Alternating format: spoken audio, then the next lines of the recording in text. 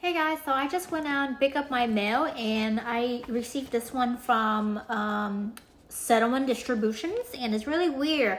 And I opened it out and it's a check that costs $1,235.39 from City of San Francisco Marble Pier Inc.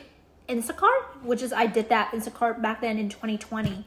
And I don't know, is this the scam or what? But this is pretty much look really legit with the form of the 1099 miscellaneous, all that stuff. And they also have the attachments go along with it, so I can read it for you guys. I don't really know what happened, and this is sent out April 26th, which is around maybe weeks ago. And they said, "Dear, my name, you are being provided the enclosed payment as a part of settlement that Maple Pier Inc. Instacart had reached with the city and county of San Francisco concerning alleged violations of the San Francisco Healthcare Security Ordinance and of the San Francisco Paid Sick Leave Ordinance. Pursuant to the terms of the settlement, certain current and former service providers who work a certain numbers of hours in San Francisco between February 1st, 2017 through December 15, 2020, which is the time frame that I did for Instacart back in SF around maybe June to December 2020, are being provided payments. Your payments is the amount of $1,235.39. This amount was determined by the San Francisco Office of Labor Standard Enforcement's OLSE based off the data provided by Instacart.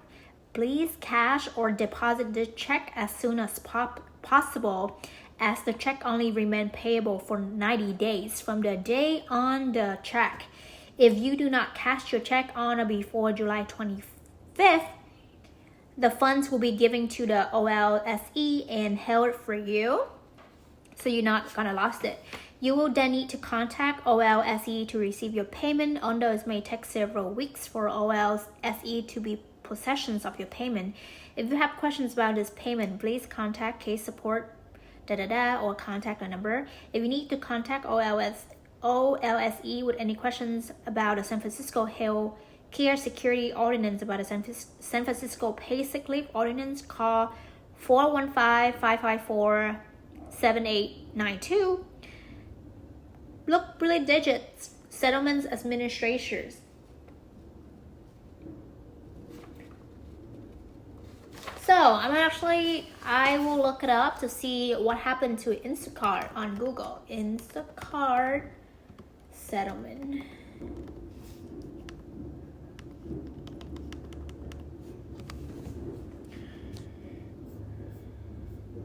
Oh, hold on.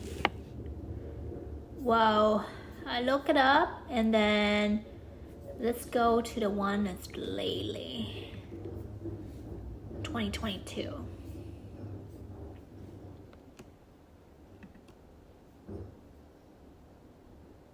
Wow, 46.5 million. Just briefly, okay?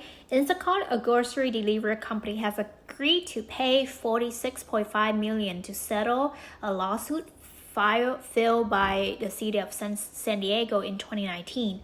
The lawsuit claimed that Instacart misclassified its workers as independent contractor instead of employees, violating California labor code. The settlement will cover around 308,000 workers who make deliveries for Instacart in California between September 2015 and December 2020, which is during the time frame it's literally ended. The worker will receive restitution payment based on the number of hours they work during that period, which could run into the thousands of dollars for most active workers. The settlement also includes more than $6 million in civil penalties that will go to a fund for the enforcement of consumer protection laws. Instacart denies any wrongdoing and maintains that it's properly classified its worker at all time. So let's go into deeper. Where is it coming from? So I'm looking at the Times of San Diego.com right now. Title is Instacart and San Diego City Attorney Rich Settlement in Geek Worker Lawsuits. A settlement reached between the San Diego City Attorney Office and grocery delivery company Instacart will provide restitution payment for around 300,000 people who work for the company in California whose city officials say that was improperly classified as independent contractor was announced Monday. The proposed adjustment between the city attorney's office and Instacart has the delivery company agreed to pay $46.5 million to settle a lawsuit filed by the city in 2019. The suits allege the company misclassified workers as independent contractors 1099, deriving them of protections and compensations they would have received as employees, such as overtime pay breaks, and reimbursement for expenses such as gas mileage and cell phone data. The judgment will cover those who worked as Instacart shoppers between September 2015 and December 2020, with restitution funds divided out based on the number of hours each person worked over that time period. The city attorney's office says it will contract with a fund administrator to create a public website where eligible workers can confirm their payment information for restitution payments.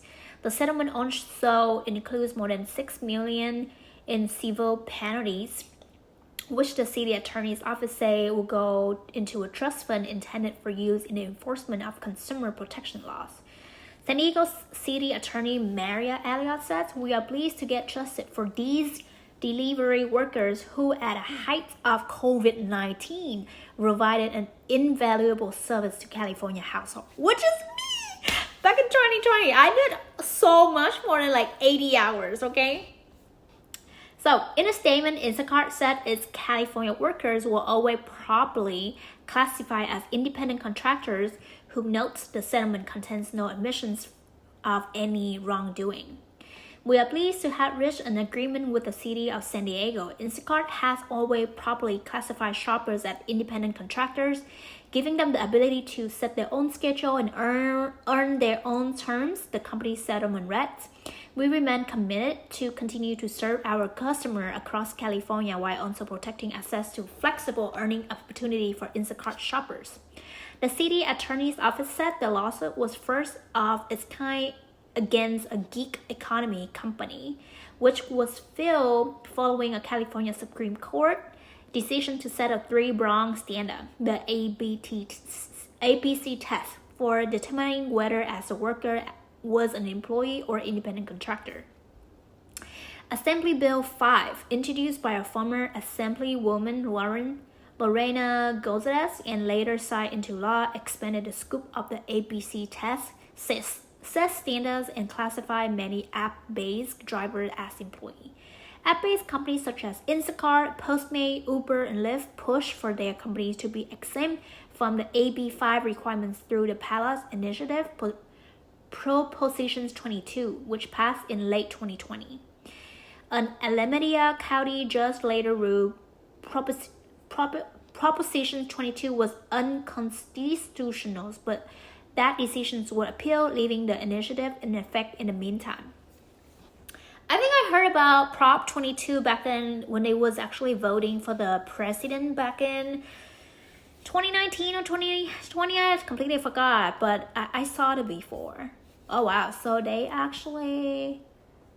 work when they want and for how long. They use their own vehicle, how's their employees. Anyway, so that is the first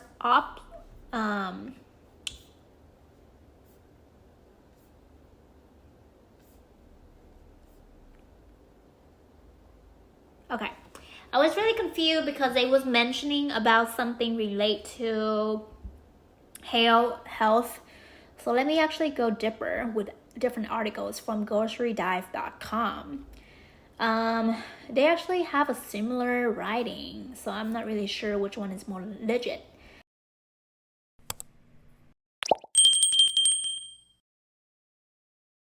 So I'm looking at another article to say something that is not really mentioned at the other articles I just said.